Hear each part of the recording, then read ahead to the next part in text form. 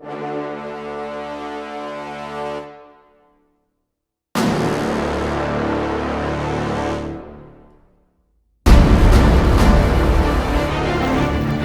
už tam stojíte všichni.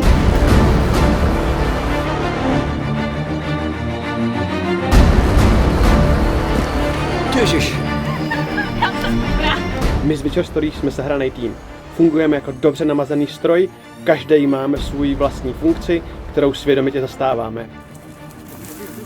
Když to dáš tu závěr, tak to i brzo. Každý máme říct pár slov do těchto BTSek. Proto bych chtěl říct, že k přípravě tohohle dílu jsem nijak nepřispěl, na natáčení jsem nebyl a ani jsem se nepodílel na jeho postprodukci. Ale teď z toho se stříhám epický BTSka. Doufám teda.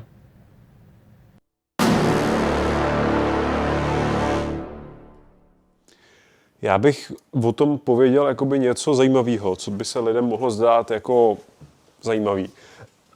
A oni až to uslyšejí, tak... A co zbyde na mě teda v tom případě? No ty řekneš vždycky, jak mluvíš, no.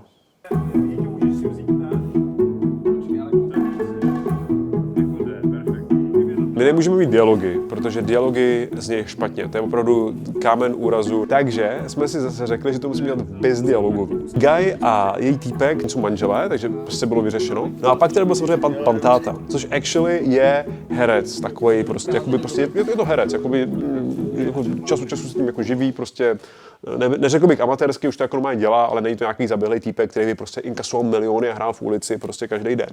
A Roman byl úplně to vlastně možná není zajímavý, takže... A my ti zakládáme herbář. To jsem měl dělat na Gimplu a udělal jsem úplně peckovej. Vezmeme tady blue screen, Vojto, pojď sem držet a my teďka jednotlivě vezmeme tuhle. Teďka potřebuju úplně top performance toho obilí. Nakoukej si, jak se hejbou a akce. Skvěle, jak tam takhle z mýho pohledu jenom vystrikuje Vojta tu ruku s tím mobilem. Dělá selfiečko. Kdyby někdo z vás potřeboval natočený na green screenu hromadu jako trávy a jako různých obilí, tak jako to máme. Dělal to jeden z nejlepších jako obilovodičů v Česku.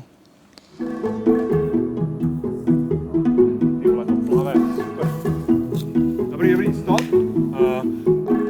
Žádný záběry půlnočnice z noci nemáme, jenom ty, jak tam prostě vybafla. A pak nás napadlo, že možná by šlo udělat, že natočíme záběry úplně ve dne, ideálně za největšího sluníčka, za nejostřejšího sluníčka, co půjde. A pak to jako přehodíme do toho, že to je udělaný jako v noci. A já vím, že to dělali ve filmu Mad Max, kde to fakt úplně dělali nejsvětlejší, jak to jde. A pak tam to konverze jde udělat. A byl jsem si jistý, jestli to půjde, ale nakonec to docela šlo. A na tu závěrečnou montáž to vypadalo docela v pohodě. Taky to dělali ve starém Venetuovi a Old Shatterhandovi. Já jsem hrozně toužil potom mít tam záběr úplně ze zhora, kdy takhle plujeme nad tím polem, těma stromama a takhle pod tou kamerou proběhnou ty dva, držejí se a blbnou a běžejí. A to jsme měli vyřešený. My jsme dali náš gimbal na monopod a dali jsme to hrozně vysoko a kde jsme s tím šli. To jsme měli vyzkoušení, že to funguje perfektně. Ale náš rodin se mrknul ten den a nechtěl nic moc dělat, takže nefungoval tak, jak měl. Takže tam bohužel jeden ten záběr, co tam je. Ale měl být mnohem delší a měl jít přes stromy. Takže doufám, že ještě někde využijeme naší techniku, že máme na hrozně vysoký tyčce naší kameru, protože to vypadá jako drone shot, ale není to drone shot.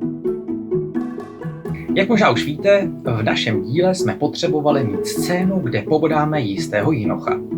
Tak, z produkčního hlediska je samozřejmě mnohem jednodušší herce doopravdy povodat.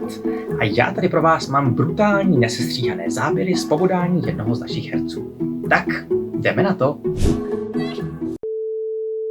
Z důvodu zobrazení nadměrného násilí byla tato část videa nahrazena dokumentem o místní přírodě. Travnatý porost. Přirozený habitat hada obecného, jehož krásný exemplář právě sledujeme. Zajímavý je zejména jeho pomalý způsob pohybu. Podobně jako například ryby, tento živočich totiž nemá nohy. Je tedy nucen se pohybovat takzvaným plazivým pohybem. Ani toho však neomezuje v tom být obávaným predátorem tohoto travnatého biotopu. Scéna na hřbitově. Ta gradace a vyvrcholení je tady v podstatě nulová. A ten reveal, tady tato část, tak tato část je úplně kokocká. My jsme měli ostře střihnout do toho jeho cosplaye, abychom ji opravdu echt ukázali, jakože BUM! Čekujte ten cosplay. Na hudbě to bylo slyšet, že sám Michal nevěděl, jakoby, co s tím, tak tam prostě v jednu chvíli praští do klavíru, aby to jakoby ukázal. Kdybychom měli budget, tak bychom měli i víc trochu času a vymakali bychom tuhle scénu na tom hřbitově a udělal bych tam nějaký efekt na něm, jak ona z něho vysává tu sílu. Ta scéna by si potřebovala trošku lásky a to bychom museli dělat druhý večer, takže no prostě bychom to museli dodělat, prostě, já nevím, prostě, já nevím.